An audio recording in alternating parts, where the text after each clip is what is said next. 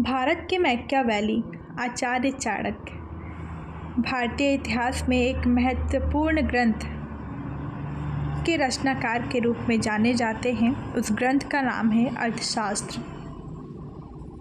कुटिल गोत्र में जन्म लेने के कारण इन्हें कौटिल्य कहा गया और पिता का नाम चाणक्य था, जिसके कारण इन्हें चाणक्य कहा गया। माता यशोमती के गर्भ से उत्पन्न आचार्य चाणक्य पुराणों में विद्वान एवं श्रेष्ठ ब्राह्मण माने जाते हैं। इनकी तुलना मैकियावेली से की गई, इसीलिए इन्हें भारत का मैकियावेली कहा गया। मैकियावेली द प्रिंस नामक पुस्तक के लेखक थे और इनका संबंध इटली से था। कौटिल्य की तुलना अरस्तु से भी की जाती है।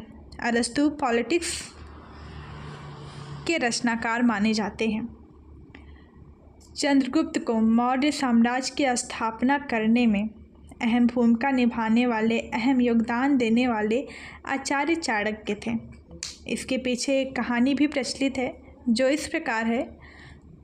आचार्य चाणक्य धनानंद के साम्राज्य में जाते हैं उन्हें सचेत करने के लिए, अपने प्रजा के प्रति उनके जो दायित्व हैं, जो कर्तव्य हैं, उसके प्रति उन्हें आगाह करने के लिए, किंतु धनानंद उनका अपमान करके साम्राज्य से निकाल देते हैं। इस अपमान के बाद आचार्य चाणक्य ने प्रण लिया और धनानंद के साम्राज्य का समूल विनाश कर देने का निश्चय किया। अब उनकी मुलाकात एक 13 वर्षीय बालक से होती है, जंगल में खेल खेलते हुए।